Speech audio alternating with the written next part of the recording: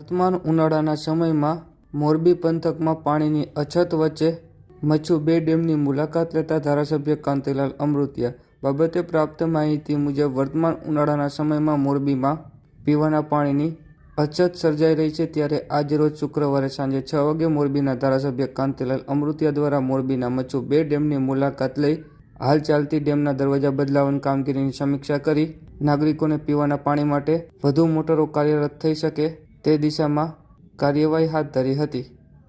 પહેલા તો આ રાજ્યના મુખ્યમંત્રીનો આભાર માનું છું કે લગભગ 15 કરોડના ખર્ચે 33 દરવાજા જે રિપેર કરવાના હતા, ડેમ ખાલી કરવી પડી।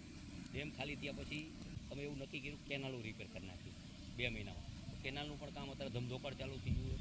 પાણી લગભગ આવતી 25 તારીખ સુધીમાં ડેમમાં આવી જાય। અત્યારે લગભગ 5 મોટરો આપણે વધારી દીધી છે 5, અને હજી બીજી 2 મોટરો આગળથી વધારીને કઈ રીતે થાય એ રીતે પણ વ્યવસ્થા અત્યારે મથે છે અને કરે છે।